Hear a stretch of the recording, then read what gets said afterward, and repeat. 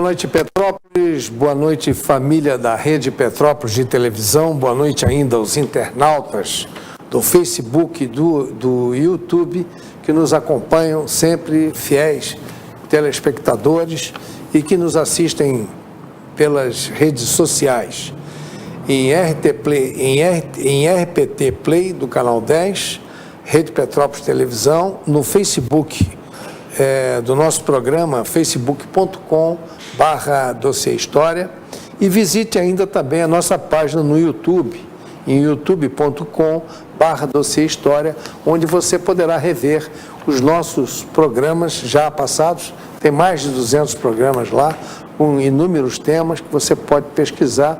E esses programas normalmente servem como um agente provocador para quem vai fazer um estudo, uma pesquisa acadêmica, enfim.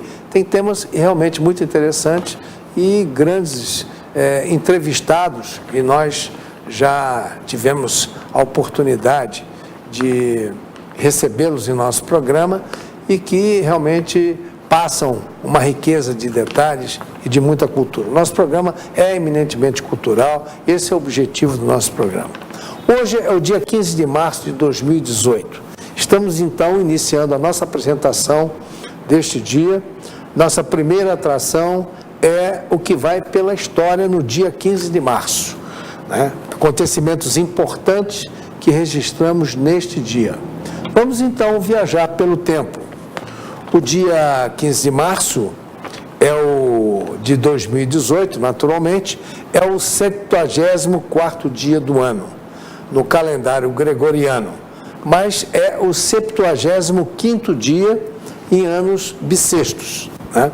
Então vamos aqui fazer um breve retrospecto do que aconteceu através da história neste dia. 44 a.C., o imperador romano Júlio César é assassinado por um grupo de senadores romanos, entre eles o seu amigo Brutus. Isso foi no dia 15 de março. Em 1672, o rei Charles II, rei da Inglaterra e Escócia, assina a declaração de indulgência, suspendendo penalidades contra os católicos, que, naturalmente, por ser um país protestante, perseguiu os católicos de uma maneira até muito violenta naquela época. Em 1744, a França declara guerra à Inglaterra. Em 1789, Joaquim Silvério dos Reis, né, o alcaguete do Tiradentes, delata os conjurados ao Visconde de Barbacena. Também foi no dia 15 de março. O presidente dos Estados Unidos, o Woodrow Wilson, que foi o presidente durante a Primeira Guerra Mundial, envia 12 mil homens à fronteira do México em uma fracassada missão para perseguir o bandido Pancho Villa, que não se deixou prender naturalmente. Em 1917, isso aqui realmente é um marco na história do século XX, o czar Nicolau II da Rússia abdica. O Estado e o exército russos são dissolvidos. Os bolcheviques sobem ao poder em 7 de novembro de 1917, ou seja, poucos meses depois do dia 15 de março, caindo o governo provisório, que lá se chamava Duma. Quando o czar renunciou, formaram uma república de improviso e esse governo provisório que foi formado e que foi instalado chamava-se Duma. Em 1937, o primeiro banco de sangue é inaugurado no Hospital de Chicago. Em 1938, tropas da Alemanha nazista tomam a Tchecoslováquia sem enfrentar resistência. Também foi no dia 15 de março de 1938. Em 1972, o Poderoso Chefão de Francis Ford Coppola, um filme inesquecível, estreia nos Estados Unidos. Foi no dia 15 de março também. Em 1975, os estados da Guanabara e Rio de Janeiro são unificados. No dia 15 de março de 1975, a famosa fusão. Em 1986, a nave espacial soviética Soyuz T-15 se acopla à estação orbital Mir. Em 1990, o Vaticano e a Rússia estabelecem relações oficiais permanentes após 73 anos de distanciamento. Em 1991, os territórios do Amapá e Roraima ganham condição de Estado e elevaram para 25 o número de estados brasileiros. Em 1992, um terremoto mata 800 pessoas na Turquia. Em 1999, a Assembleia Nacional Popular Chinesa aprova várias emendas na Constituição de 1982, entre elas o reconhecimento da propriedade privada. Ou seja, a China se preparava para uma globalização e, para isso, ela teve que alterar a Constituição dela e começou, então, a respeitar a propriedade privada, sem o que ninguém iria para lá investir nada. No ano de 2000, em uma sentença inédita, um júri de Nova York declara culpado de 3 acusações de estupro um homem não identificado, mas que essa culpabilidade ela foi baseada em seu DNA. Estranho isso, né? 3 explosões destroem a plataforma P-36 da Petrobras em 2001, no dia 15 de março. A plataforma P-36 da Petrobras na Bacia de Campos. 10 pessoas morreram. Em 2004, anunciada a descoberta do planetóide Sedna, a 13,5 bilhões de quilômetros da Terra. Muito bem, esse aqui foi o dia 15 de março na história. Seguimos, então, o nosso programa com a parte jornalística. Senado Federal, audiência na Comissão de Constituição e Justiça, debate sobre a segurança do sistema eletrônico de votação. Esse é realmente um ponto nevrálgico na nossa estrutura eleitoral no Brasil. Nós temos hoje um sistema de urna eletrônica em que não se tem acesso.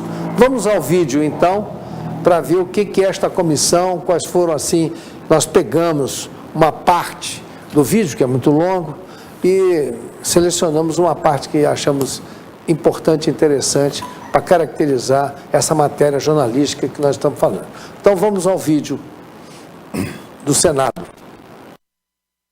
Com mais essa conspiração que me parece muito clara de desobedecer à lei, realmente caminhamos para um processo muito bom, obrigado. Obscuro. Muito bem. O senhor sabe, senador Capiberibe, que nós compartilhamos de vários descontentamentos com esta casa onde laboramos.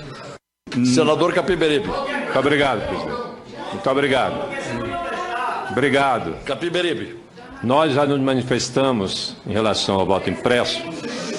Há 15 anos que trabalhamos, apresentamos projeto de leis na Câmara, através da deputada Janete Capiberibe, com a assessoria do doutor Amilcar Brunage e de Maria Aparecida. Só um lembrete, o senhor foi o relator desse projeto de lei do Azeredo que o procurador apresentou, José Jairo. O senhor foi o relator e esse projeto foi arquivado. Exatamente. Aqui no Senado. Então, nós aprovamos uma lei do voto impresso em 2003 e caiu em 2004. A lei não foi cumprida na eleição municipal. Ou seja, há de fato uma intenção de não fazer valer a lei. E essa audiência, Vossa Excelência tem inteira razão de chamar essa audiência, é para revelar à nação que há uma conspiração contra a democracia. Perfeito. Eu lhe agradeço, senador, a sua generosidade de reconhecer que teve razão de ser essa audiência. Essa audiência. Claro. E está atingindo seus objetivos. E a partir disso eu peço encarecidamente às pessoas que estão se manifestando e estão aqui se manifestando por patriotismo e por amor à lei, que reconheçam o mérito dessa audiência pública. Não tem a menor dúvida. O que nós estamos fazendo aqui é uma denúncia formal. Exato. De que o Tribunal Superior Eleitoral descumpre a lei. Nós E que o estamos Ministério, buscando aquilo que já suspeitávamos. o que o Ministério Público deve agir, sim. Ia girar, senador, ia girar. Procuradora-Geral de Justiça, Raquel Dodge, foi levantada aqui pelo Dr. Amilcar Brunazzo, entrou com uma DIN contestando a Lei 13.165. Eu não entendo. Isso me parece que há um entendimento dessa instância superior de desrespeitar a vontade popular. Porque nós sabemos que as urnas eletrônicas, elas são inseguras. Você sabe que você digita o número, mas não sabe para quem vai esse número. Todo mundo sabe, é o voto às cegas, não é? E a sociedade brasileira sabe disso. E quem insiste é, nesse momento, quando eu tomei conhecimento da ADIM, aí eu digo, olha, estamos perdidos, porque o tribunal insiste em não cumprir a lei, agora o Ministério Público, que deveria cobrar o executivo... Em vez de atacar quem não cumpre a lei, ele está atacando a lei, pô. Nós não precisamos, eu acho que nós podemos fazer, e eu sugiro à presidência, como consequência dessa audiência pública, de que prepare um arrazoado em torno dos indícios apresentados e acione o Ministério Público. Não tem como fazer auditagem de urna eletrônica. Foi essa ou não foi a resposta? Isso foi em 2006. Eu perdi uma eleição para a urna eletrônica. Sabe por quê? Porque eu estava disputando com um dos homens mais poderosos da República, que era José Sarney. Eu não podia ganhar dele.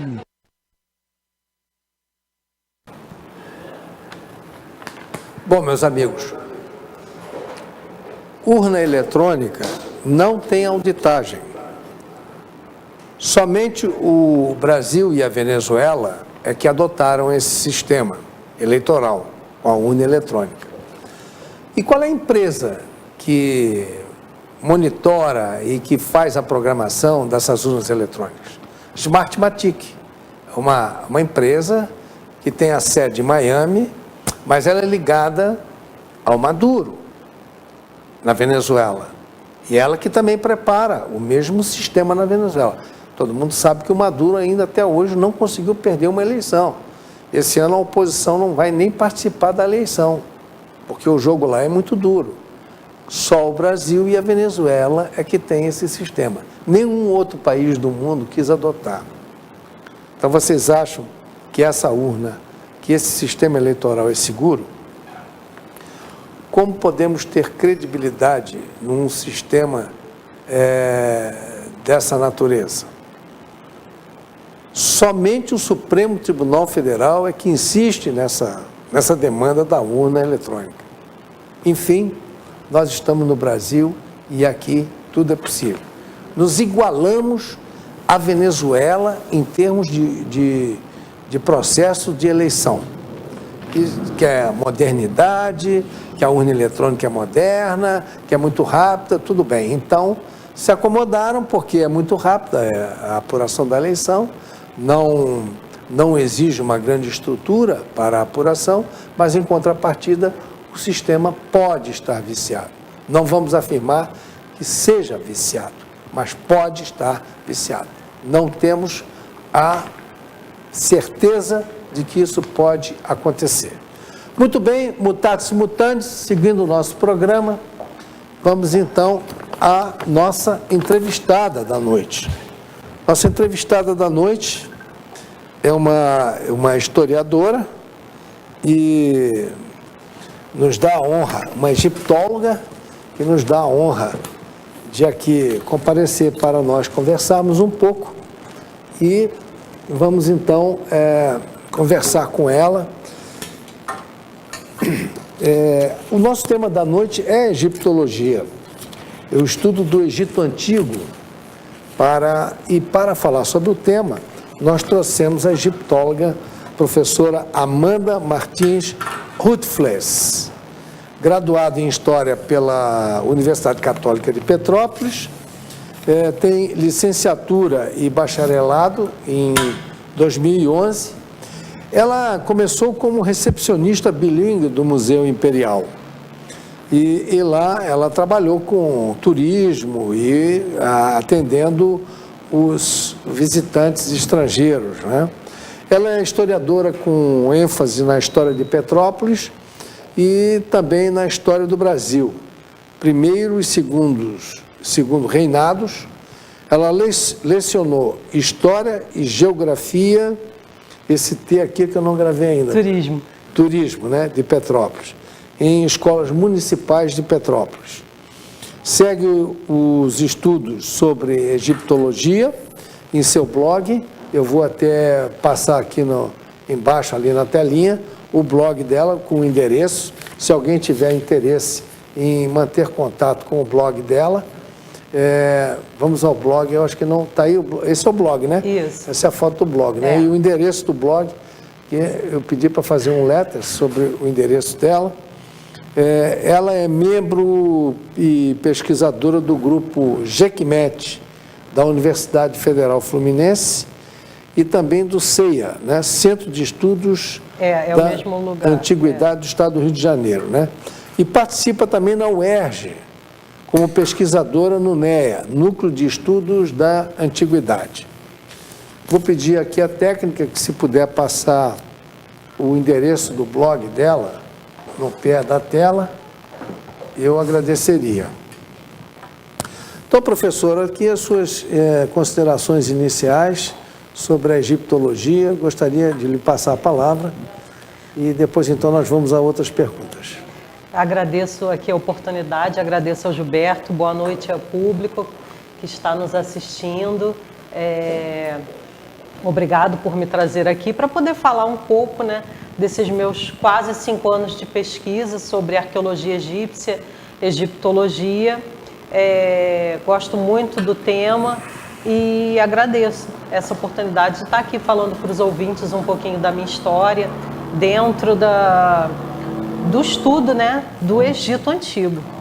Olha, para nós é um prazer muito grande recebê-la. Espero que essa seja a primeira numa série de outras que nós vamos trazer. A professora também, ela é muito dedicada aos estudos do primeiro e do segundo reinado, adora a história do Brasil, a história de Petrópolis, né? E nós vamos ver também algumas coisas interessantes com a egiptologia aqui na nossa cidade. Sim. Porque a egiptologia é um conceito cultural, né, que está espalhado pelo mundo inteiro. Então, nas grandes cidades hoje você tem símbolos do Egito Antigo, né? Mas eu, antes de fazer uma pergunta sobre essa parte, eu queria perguntar à professora como é que se desenvolve o estudo da história na rede municipal de ensino em Petrópolis. Porque eu tenho ouvido algumas considerações um tanto quanto negativas em relação a esse estudo. E eu já tive até a oportunidade de uma vez fazer um teste, uma aluna da rede municipal, e ela sequer sabia que o Brasil tinha sido uma monarquia. Perguntei para ela se ela já tinha ouvido falar no Pedro I, e ela disse que não sabia nada sobre Pedro I. Sobre Pedro II, nada. Sobre a princesa Isabel, ela não conhecia. Mas a professora tinha mandado ela fazer um trabalho sobre a Revolução Comunista de 1917, e ela discorreu o tema com maior facilidade, conhecia todos os personagens, todos os incidentes. Quer dizer, ela conhecia a Revolução Comunista de 1917 e não conhecia a história do município dela, a participação dela, a participação do nosso município no segundo reinado e toda essa história rica que foi proporcionada. O que a senhora teria a esse respeito para nos falar? Bem, o que acontece é o seguinte, eu tive 10 anos trabalhando no turismo da cidade. Então eu já passei pelo Museu Casa de Santos Dumont, passei pela Catedral São Pedro de Alcântara, pelo Museu Imperial. Eu passei durante 6 meses lecionando a escola do município e já outras 2 escolas eu fui convidada a fazer palestras sobre a história de Petrópolis. E o que eu pude observar, inclusive ontem mesmo, uma amiga me convidou, eu estive até às 22 horas fazendo palestra numa escola municipal aqui no centro. Bem, Gilberto, o que acontece, o que eu percebo é o seguinte, nem é culpa da escola. Eu acho que é a questão mesmo do currículo que o MEC impõe. E também criação e do modo como é produzido esse livro didático. É uma história muito resumida. Agora, com a mudança do MEC, nós só temos a história efetiva no currículo do Ensino Fundamental 2. Com a mudança do MEC no ensino médio, a disciplina se tornou optativa. Porque agora o ensino médio, o aluno vai poder escolher a disciplina que ele quer. Então, se ele não optar por história, optar por um ensino técnico, ele não vai ter nem história, sociologia, artes, filosofia. Então, cada vez mais o meu parecer é que o MEC ele vai reduzindo o conteúdo sobre história, inclusive nos livros das escolas que eu pude estar presente. O que eu vi é o seguinte: a história da antiguidade é um resumo. Primeiro que história do Egito Antigo, China, África, Índia, Grécia, Roma, é assim, o resumo do resumo. Aí vem Idade Média, Moderna e Contemporânea, que também são conteúdos resumidos. Não vejo ali, principalmente se tratando de história do Brasil, muita pesquisa, que escreveram aquele livro a partir de muita pesquisa com muita fonte histórica. No meu parecer, eu acho que é uma história resumida e não relata totalmente com a veracidade dos fatos. Muita coisa é esquecida, muita coisa é deixada de lado. Você precisa, na rede municipal, lecionar. Você tem 3 tempos, né? Cada turma tem que ter 3 tempos de história no Fundamental 2, tá?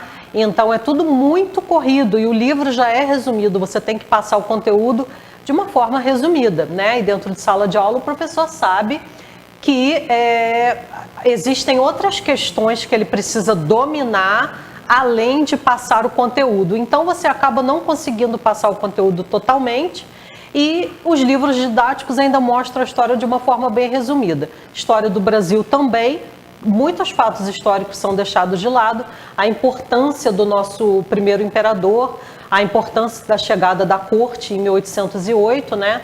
A família real portuguesa, a importância do segundo reinado com Dom Pedro II, que inicia-se em 1840, é tudo muito resumido, inclusive a questão sobre a importância da cultura. Dom Pedro II deixou um legado cultural, isso não é falado. E aí o professor ele precisa trabalhar dentro do conteúdo que é estipulado pela escola, mas a escola também já recebe um conteúdo do MEC pré-estipulado. Ela tem que seguir o que está ali e o professor tem que seguir o que a escola pede. E muita coisa vai ficando para trás, né? Muita coisa se perde. O que se depreende, então, é que o MEC centraliza a disciplina e as matérias de acordo com os interesses ideológicos de cada época. É isso que a gente tem visto, né? Por exemplo, durante o período do PT, que foi um período hegemônico na cultura do Brasil, a gente notou que cada vez mais eles foram se distanciando do ensino da história com profundidade e tentando focar só um ângulo sociológico, um ângulo mais à esquerda, visando o vitimismo e aquela coisa toda que a gente já conhece do discurso do PT. Então, isso criou uma fenda muito grande, um abismo muito grande no conhecimento cultural do aluno que está saindo hoje do ensino médio, do ensino fundamental, sem conhecer nada da história do Brasil. Então, o que ele conhece é aquilo que lhe foi passado dentro de um viés simplesmente, estritamente ideológico. Eu me preocupo muito com isso. E agora ficou para trás o Egito Antigo, a Grécia, o Império Romano, que são a base da nossa civilização. Pois é, o conhecimento clássico, a cultura clássica, o livro, assim, o conteúdo é muito resumido e às vezes para você conseguir passar adiante é complicado. Na escola que eu lecionei, eu tive a sorte de ter mais tempo, tá? Eu consegui passar profundamente todo o estudo sobre Egito Antigo, consegui falar bastante sobre Grécia, mas como eu só fiquei até o meio do ano, tá? Porque era um contrato, não sou concursada, eu não tive condição de passar o restante do conteúdo para o ano letivo. Mas nessa escola eu tive a sorte de conseguir transmitir muito mais para os estudantes da minha bagagem teórica, metodológica, do que eu aprendi nesses 4 anos de pesquisa em egiptologia, arqueologia, sobre Roma antiga, sobre Grécia antiga. Eu consegui passar muito mais do meu conhecimento e do material que eu tinha. Eu não utilizava apenas o livro didático e eu tive essa sorte. A escola autorizou que eu fizesse isso. Então eu pude lecionar e eles tiveram condição de levar esse conhecimento muito além do livro didático. Qual foi a reação dos alunos? Olha, a grande maioria, eu vou te ser bem sincera, a grande maioria não conhecia nada sobre o assunto. Eles não conheciam nada sobre o assunto. Porque para você lecionar Egito Antigo, História Antiga Clássica, Grécia Antiga, Índia, China, é o 6º ano do Ensino Fundamental 2. Então, eles já saem do 5º, né, que é o Fundamental 1, alfabetização, começam a ler, escrever, aí vão para o 6º, então é no 6º que a gente começa o ensino clássico. Muitos não conheciam nada sobre aquela história, então eu tentei trabalhar da melhor maneira possível, né, colocando os conteúdos também de forma que eles entendam, porque são crianças, então você não vai colocar de uma forma acadêmica, porque eles não vão conseguir compreender tudo, mas da melhor forma possível conseguir passar. Grécia, Roma e Antiguidade Clássica e Egito Antigo. Perfeito. Agora, nós sabemos que a memória cultural, ela tem uma relação, principalmente a memória histórica, ela tem uma relação entre a ciência, né, e a memória. E intrinsecamente estaria ligada à vida social de uma nação, né, que procura, via de regra, manter intacta aquela cultura para mostrar às futuras gerações um certo tipo de cultura. Isso eu tirei lá no livro que a senhora me apresentou. Sim. Então, eu lhe pergunto o seguinte, com base nesse ensinamento, né, e nessa relação entre a história e a memória cultural de um povo, o Egito moderno, agora falando mais sobre o Egito, né? O Egito moderno cumpre esse papel da memória, ou é a comunidade internacional dos egiptólogos do mundo que mantém essa cultura, porque estão sempre indo para lá, arqueólogos, historiadores, egiptólogos. Sim. Eles estão mantendo isso, eles fazem um bom trabalho nisso. Houve até um escândalo lá do diretor do Museu do Cairo que acabou sendo preso porque ele tinha feito uns esquemas lá com, se não me engano, com aquele canal de televisão geográfico, né? National Geographic. Então, como é que a senhora vê essa situação do Egito moderno com a memória rica do passado? O que eu posso depreender, até dos eventos que eu frequento e do meu contato com os arqueólogos, professores, doutores, todos da área da egiptologia e da arqueologia egípcia, e do conhecimento que eu procuro manter atualizado sobre o atual Egito. Bem, até onde eu sei, agora nós temos o novo ministro das Antiguidades, que é o Zahi Hawass. Zahi Hawass tem longa experiência, ele é arqueólogo, ele já trabalhou em diversas expedições arqueológicas, trabalho de campo com arqueologia, então ele é o novo ministro das Antiguidades. Até todas as informações que eu recolhi sobre esse assunto, é que assim, eles têm uma preocupação, principalmente o Zahi Hawass, em manter os museus, manter os objetos, manter tudo funcionando da melhor forma possível, a preservação de monumentos, porque tem aquilo, Gilberto, a questão da memória, a história e a memória. Como que nós vamos manter intacta essa memória de um passado de 5.000 anos atrás? Você precisa preservar escritos, papiros, monumentos, estátuas, museus. Agora o Egito ele está construindo um novo museu. Além do museu no Cairo, outro museu está sendo construído no Egito. E, inclusive, uma das peças importantíssimas que já foi levada para lá é a estátua do faraó Ramsés, da 19ª dinastia, que viveu mais ou menos entre 1279 e 1213 a.C., né?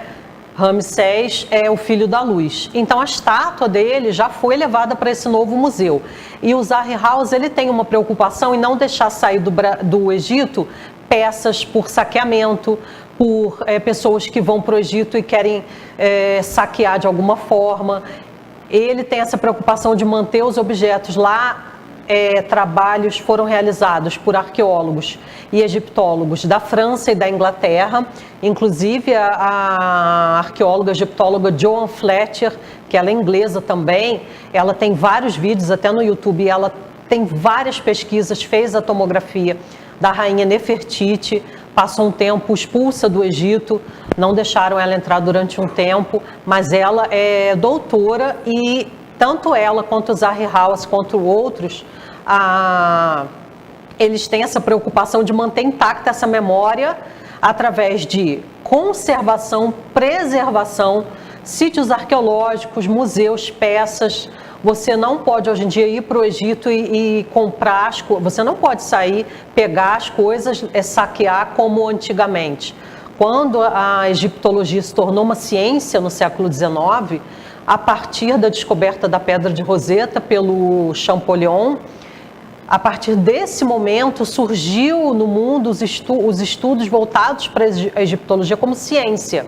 Então, de lá para cá, há uma preocupação, principalmente agora que o Zahi Hawass assumiu. Ele é ministro das Antiguidades no Antigo Egito. Então, você não consegue ir para o Egito comprar um monte de coisa e trazer na mala. Isso não é assim que funciona. E há toda uma preocupação com preservação da memória e documento, porque assim, vamos falar de memória do seguinte ponto. O monumento, ele digamos, ele guarda a memória dos acontecimentos do Egito Antigo durante 5.000 anos. É através do monumento que você lê os hieróglifos e descobre o que aconteceu durante aqueles 5.000 anos, as 30 dinastias que aconteceram no Antigo Egito. Então, se você não tem a preservação desse monumento e dessas inscrições, essa memória se perde. Mas o Egito atual, pelo que eu pude observar, tanto em congresso, simpósio, palestras que eu frequentei e a minha relação com os arqueólogos, até lá do Museu Nacional no Rio de Janeiro, tudo é preservado. E, inclusive, esses pesquisadores estão sempre indo para o Egito. E eles têm toda uma preocupação no manuseio das peças, na conservação das peças, né? Até temos agora professores, colegas nossos da UFRJ que estão lá num trabalho de campo arqueológico no Antigo Egito, lá da UFRJ. Bom, então, há hoje uma preocupação muito grande, em se preservar isso, Sim. né? Eu estive lá no Egito e visitei o museu, visitei algumas cidades, né? Fiz aquele trajeto pelo Rio Nilo, né? Visitando. Então, a parte que mais me impressionou foram os núbios, né? Porque a Núbia é onde estão os descendentes do antigo povo egípcio, né? Sim. Porque hoje, com a invasão árabe no Egito, a partir do século 3, 4 depois de Cristo, eles começaram a invadir. E aí houve uma descaracterização, começaram a falar a língua árabe, aquela coisa toda. Então, a expansão árabe foi muito grande, né? Eu acredito que tenha sido, eu errei aqui nos meus cálculos, eu falei 3, 4, não, mas foi a partir do século 5, 6, já quando o muçulmano lá, o chefe da... Maomé. O Maomé, que teve uma vida como religioso muito curta, né? Porque ele se converteu, formou a religião, mas ele morreu logo em seguida, ele não durou muito tempo. Mas houve a expansão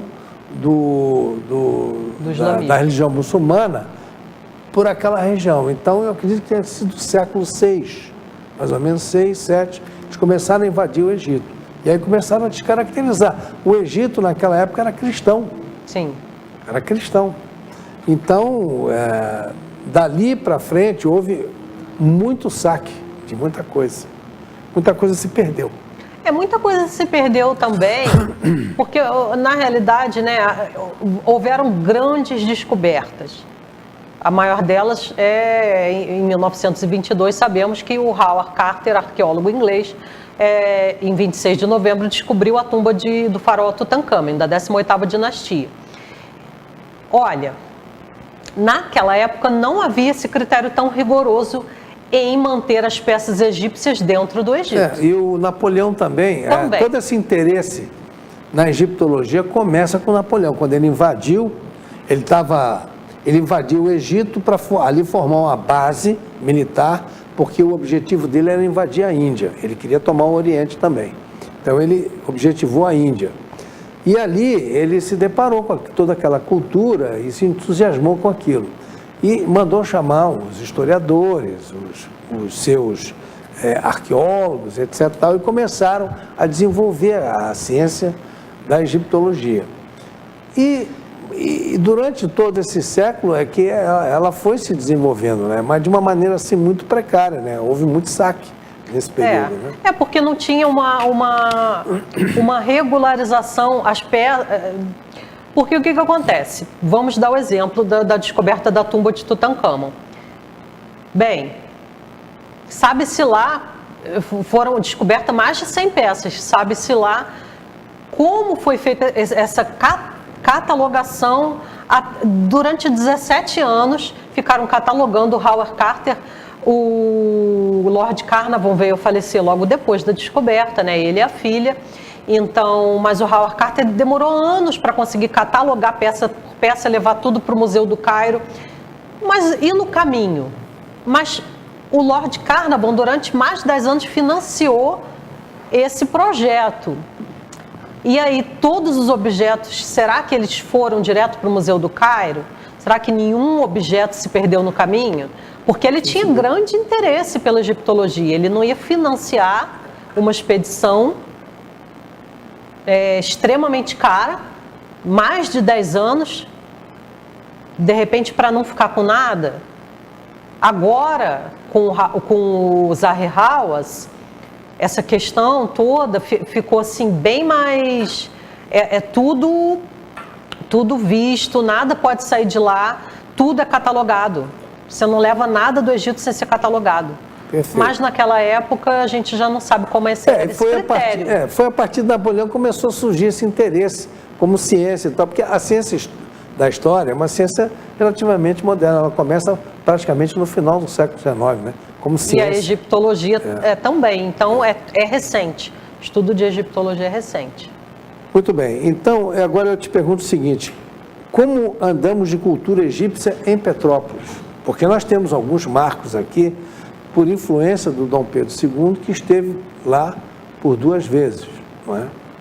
E essa viagem do imperador ao Egito, eu gostaria que você tecesse algum comentário sobre isso. Então, nós tivemos a sorte, mais uma coisa que não é contada nos livros didáticos e se perde, os adolescentes, jovens e estudantes não têm acesso a essa informação. Dom Pedro I, em 1827, ele arremata uma coleção egípcia lá no Rio de Janeiro, porque em 1924 chega Nicolau Fiengo, que era um comerciante italiano, com diversas peças para venda. Não sabemos a origem. Como o Nicolau Fiengo conseguiu essas peças? Pois bem, ele colocou tudo à venda. Em 1827, Dom Pedro I arremata, inclusive é muito interessante que ele parcelou em 3 vezes a compra desses objetos. Dentre os objetos que Dom Pedro I adquiriu, na sua coleção egípcia, tínhamos dezenas de objetos de caráter funerário, 6 múmias, várias lápides, muitos objetos de teor mortuário. Dom Pedro II viajou para o Egito 2 vezes. 1871, porque a filha mais nova faleceu, a imperatriz Dona Leopoldina, ele precisou ir para a Áustria e aproveitou e fez uma viagem mais longa, conheceu vários países do mundo. E pela segunda vez, em 1876, ele foi para o Egito. E trouxe do Egito um sarcófago, porque ele ganhou de presente na época. O Egito não tinha presidente, era um pachá. O Khedive Ismael deu para Dom Pedro II de presente um sarcófago, né? Dom Pedro II, homem extremamente culto, já tecia várias considerações, tinha um diário sobre egiptologia, então já estudava mais de 14 idiomas e começou a aprender o árabe também para poder descobrir, né, as fontes, ler as fontes. E ele trouxe um sarcófago que ficou, curiosamente, no escritório dele, lá no Rio de Janeiro, porque ele morava lá, ele não morava aqui. Aqui era sua residência de veraneio, em Petrópolis. Então, ele morava na Quinta da Boa Vista. Então, ele colocou esse sarcófago da dama Shah Amun-Ensu. Ganhou de presente, esse sarcófago nunca foi aberto. Ela era uma dama sacerdotisa cantora do templo de Amon, em Tebas Ocidental. E ela pertencia à 23ª dinastia. Ela era uma sacerdotisa cantora que fazia parte das festividades dentro do templo de Amon. Interessante saber que no Egito essas profissões eram passadas de pai para filho. Então a mãe dela tinha sido sacerdotisa do templo de Amon, em Tebas. A avó, a bisavó, era passado de geração para geração. E ele tinha esse sarcófago da múmia Shah Amun-Ensu. Ele amava o estudo da egiptologia. Podemos dizer até que Dom Pedro II foi o nosso primeiro egiptólogo brasileiro. E ele foi influenciado, né, por essa cultura, inevitavelmente. Dentro do Museu Imperial nós temos peças que têm toda uma arte inspirada na Grécia como no Egito. E em Petrópolis nós temos vários obeliscos espalhados pela cidade. O obelisco, na época, né, no primeiro reinado, cerca de 2686 a.C., primeiro reinado, primeiro império no Egito, primeiro reinado não, primeiro império, os obeliscos e as pirâmides já eram usados como tumba, como monumento mortuário para o faraó. Então, aqui em Petrópolis, nós temos alguns obeliscos e o principal é o que fica do lado da Praça Dom Pedro, em frente à Rua do Imperador. Ele foi construído em 1957, por conta da comemoração do centenário da elevação da categoria de Petrópolis de província a cidade, né? Marco do centenário, que Petrópolis se transforma numa cidade, e também da chegada dos colonos alemães. Temos outros também? Outros aqui? Temos outros. Ali em frente do Teatro Municipal nós temos um obelisco pequeno na Praça da Liberdade também temos. Da Liberdade também? Isso, também na Praça da Liberdade, Praça dos Expedicionários, Praça Dom Pedro, é um obelisco pequeno, porque geralmente aqui em Petrópolis a gente sabe que a maior parte das ruas tem um nome de alguma figura histórica do primeiro e segundo reinado ou do início da República. E os obeliscos têm a efígie, inclusive na Praça do CENIP, Colégio Dom Pedro II, fundado pelo imperador também no Rio e depois aqui, atrás ali da Praça do CENIP, de frente para o Palácio Grão-Pará, também temos um obelisco pequeno com a efígie do imperador Dom Pedro II, para demonstrar, né, esse grande amor que ele tinha pela egiptologia. Muito bem.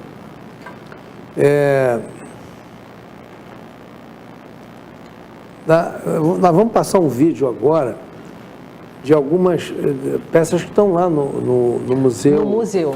Né, que fatalmente foram peças que ele trouxe, né? A maior coleção começou com o Dom Pedro I, essa que ele arrematou em 1827. Eu ia só pedir a técnica, então, para passar aquele primeiro vídeo, esse. Aí você pode descrever aí, professora. Então, a maior coleção começou a ser constituída... Isso aí o que é? O sarcófago? Do Harciese. era um sacerdote egípcio da 21ª dinastia egípcia. Porque assim, a coleção egípcia na íntegra ela não está exposta na sala. Não tem espaço. Eram 3 salas. Agora a coleção egípcia está reduzida a uma sala. Esse é o Peste Jeff, também sacerdote, 21ª dinastia. Pode seguir. E temos mais um.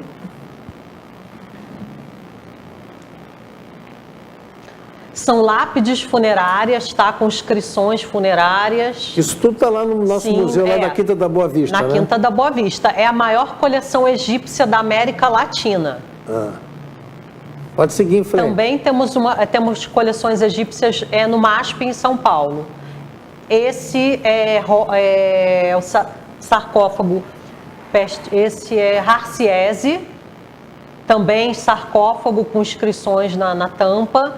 Esse é o outro que já tinha... esse também. Porque as múmias, elas não estão dentro dos seus sarcófagos. Sim. O único sarcófago ali que tem as múmias dentro é o sarcófago da Chá-Moensu, que é essa que Dom Pedro II recebeu de presente em 1826, trouxe em 1827, o sarcófago nunca foi aberto.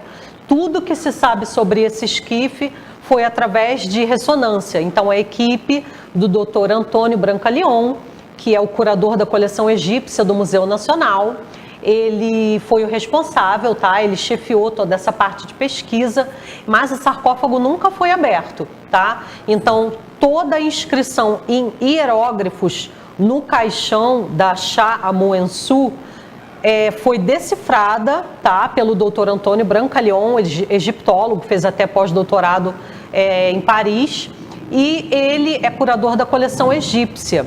Ele descobriu tudo que se sabe sobre a múmia cantora, sacerdotisa cantora do Templo de Amon, a partir de ressonâncias, tomografia e a partir da leitura dos hieróglifos no esquife dela.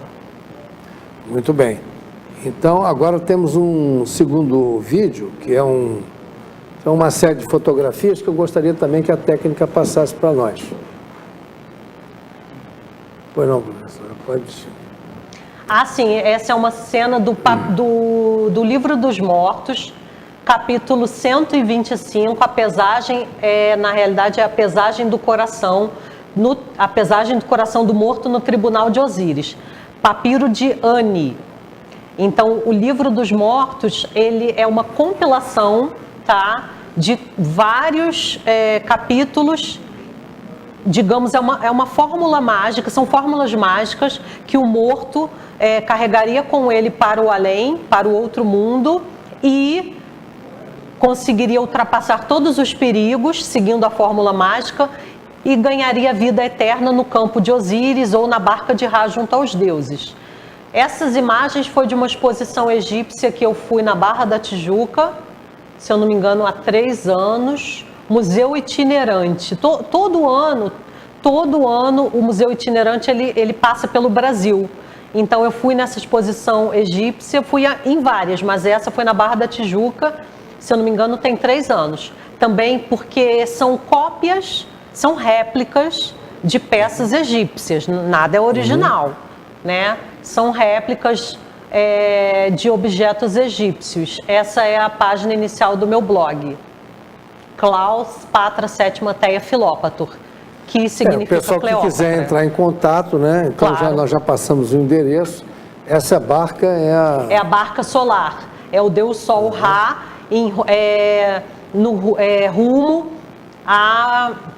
ao campo de Osíris, rumo à vida eterna. Essa barca ela percorre o mundo dos mortos durante a noite, vence todos os perigos e para poder chegar à luz do dia, tendo, né, todos os seus benefícios, tendo toda a prosperidade, alcançando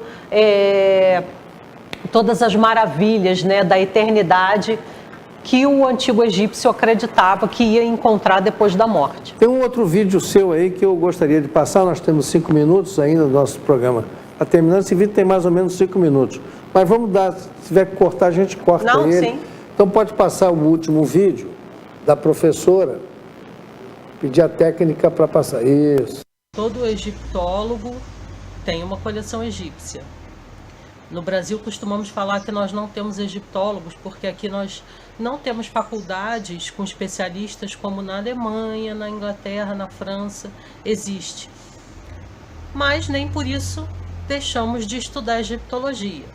Não é porque nós não vamos ter uma formação acadêmica fora do país que deixamos de estudar egiptologia. E deixamos de nos considerar egiptólogos. É claro que daqui, de repente, a uns 10 anos, consigamos ter no currículo todos os cursos que um egiptólogo da França ou de algum país fora do Brasil tenha, né? Mas mesmo assim não deixamos de estudar e não deixamos de ter essa paixão pela egiptologia. Esse é uma estátua do faraó Tutankhamen também, não poderia deixar de comprar, né? Uma estátua do faraó. Essa estátua do deus Anubis, o deus do submundo, o embalsamador, o deus dos mortos, essa eu comprei pelo Mercado Livre, sempre que tem alguma coisa interessante de estátua ou de livro, né, sobre o Egito, que eu vou lá e adquiro. E aí ela me deu de presente de aniversário, é o deus Osíris, e aqui o Ra-Harakht, tá? O deus do submundo, o deus dos mortos, e aqui o deus Sol. Essa esfinge linda, que eu amo, foi uma das primeiras estátuas que eu ganhei na coleção de estátua da amiga Denise lá da faculdade, na época que eu cursei História, né? Então, essa pirâmide eu comprei já há algum tempo atrás de presente, tá? E dei de presente para o meu namorado.